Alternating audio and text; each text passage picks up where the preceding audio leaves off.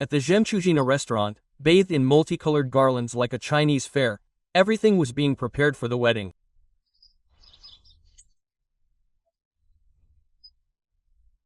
Tablecloths were ironed, waiters in starched shirts were lining up glasses with rulers, and the toastmaster, Vitalik, also the bride's cousin, nervously whispered into the microphone, "The main thing is not to get drunk before the first toast, well, at least before the second."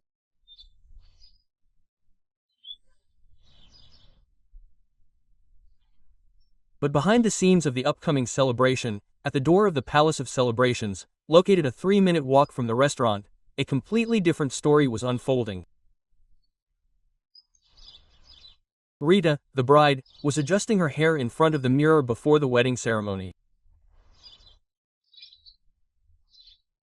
A whimsical arrangement of hair and hairpins, reminiscent of either a nest of tresses or the work of a first-year hairdressing student. Garrick, the groom, approached her from behind, a handsome blond man with blue eyes and a toothy smile. Very presentable in appearance, if a little dim-witted, but with a chest, a wheel, and enough self-confidence for an army of pioneers.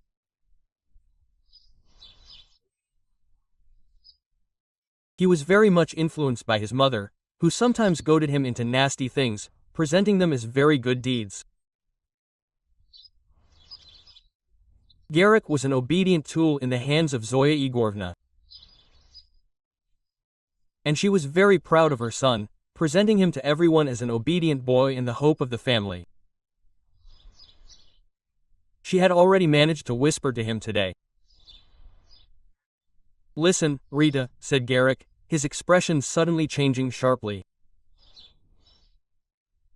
"Let's decide everything right away, before I become your husband.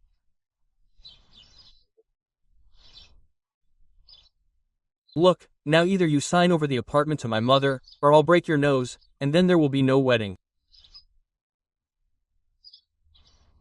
Do you understand everything?" He immediately waved his hand threateningly.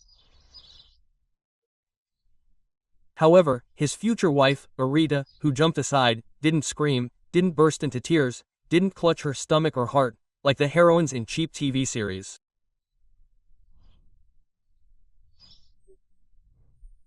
She simply smiled and then calmly said, "And my mother, unlike yours, is offering a completely different option. You definitely won't like it." Quote. What an option. Garrick looked at Rita with a completely uncomprehending gaze. His mother had told him that he should scare his bride.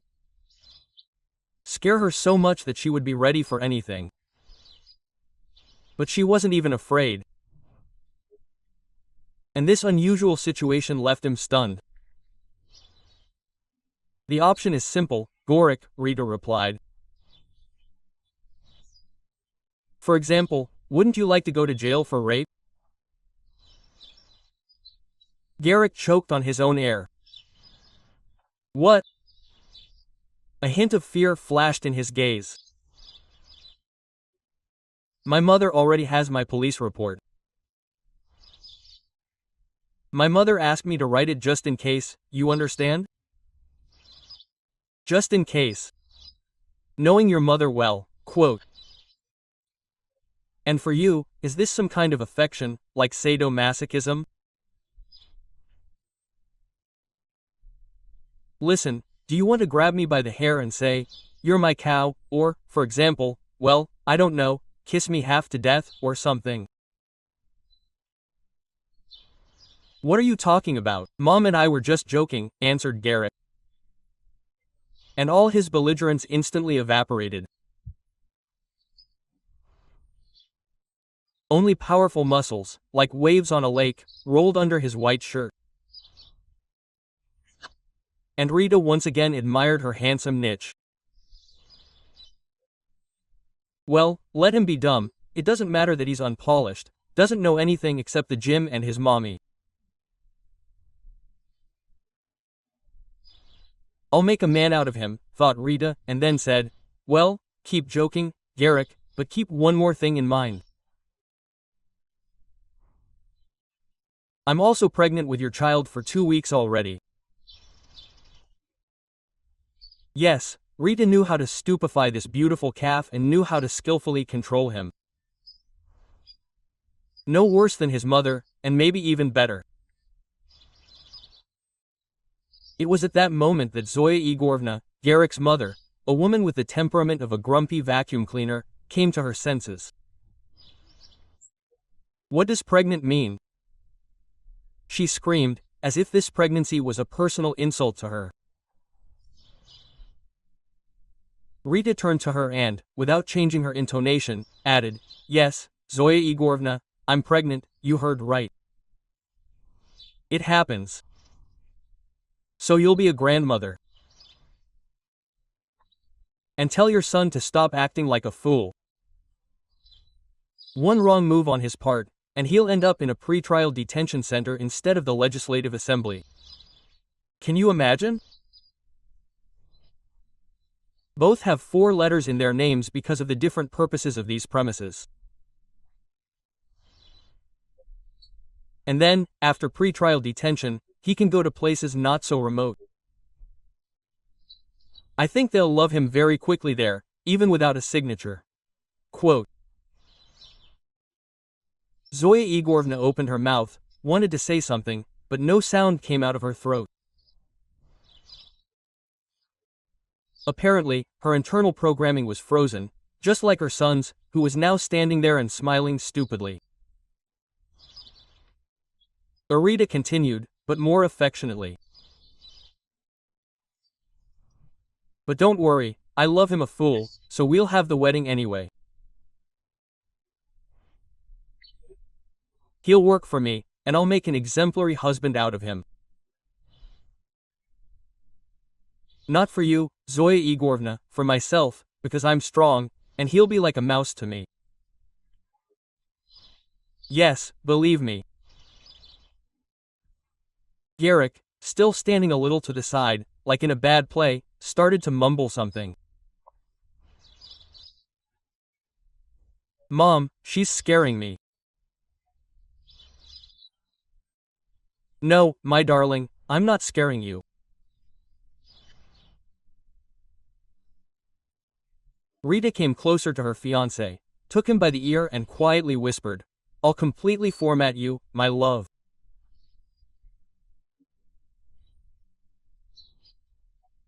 You know, like an old computer, a reboot and new software."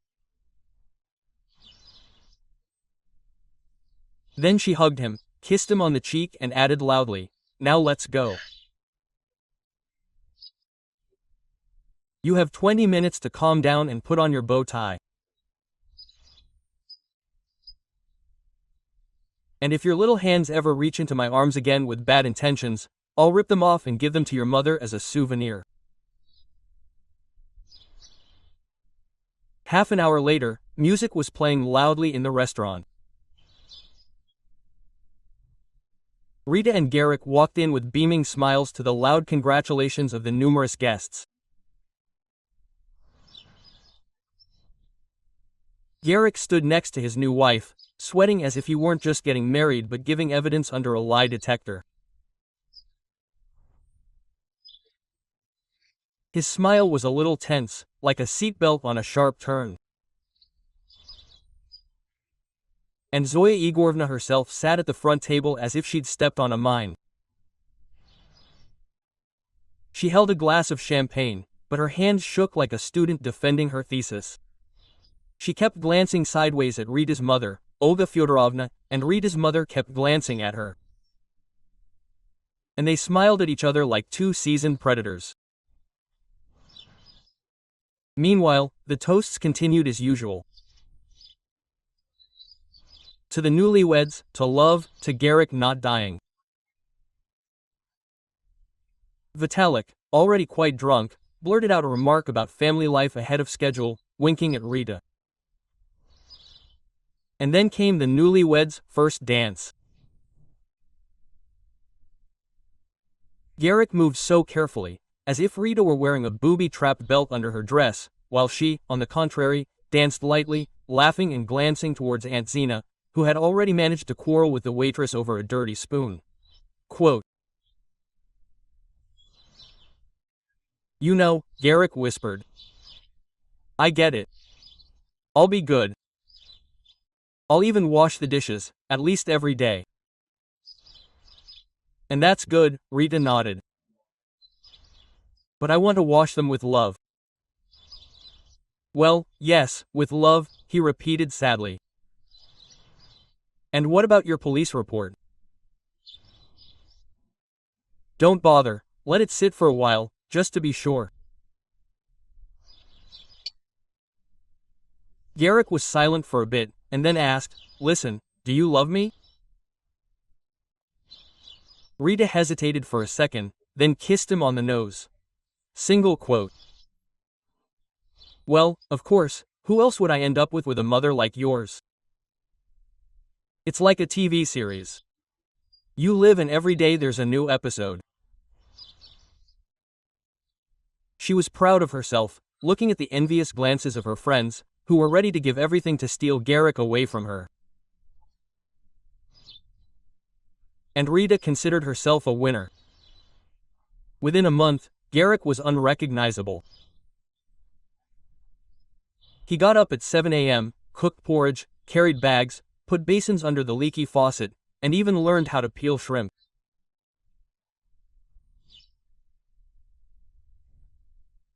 True, he cut his finger once and wanted to call an ambulance, but Rita limited herself to green paint and the words, Are you a man or not?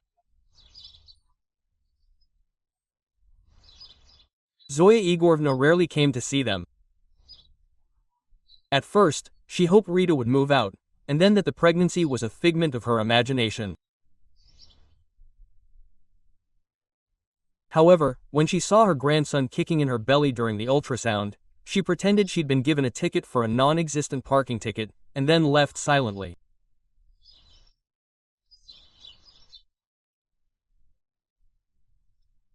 Sometime later, Garrick came home from work one day with a bouquet and whispered to Rita, Listen, Mom asked if she could come visit us? Rita raised an eyebrow. Well, what do you think? I said, better not let her risk it. Now that's the right answer. Rita, tell me the truth. The police report is still there. It's there, dear. Just don't forget about it. Single quote. In her 8th month of pregnancy, Rita was sitting in a chair, eating ice cream with pickles and watching Garrick iron the baby's diapers. You know, she said, quote, but I wasn't joking back then. I really would have locked you up so that no one but me could have you. Yes, I know everything, he sighed. And now you've made me honest, domesticated, well, almost like a cat. Cat, that's good, Garrick. Just watch out, don't let out your claws, or I'll format you again. The main thing is, live quietly and calmly and don't let your hands get loose. Okay, I promise. Garrick winked. But I promise only because I love you. Well, and, of course, I'm a little afraid. Rita looked at him and smiled. That's also the right answer, Garrick. Love without fear is not love. Ah,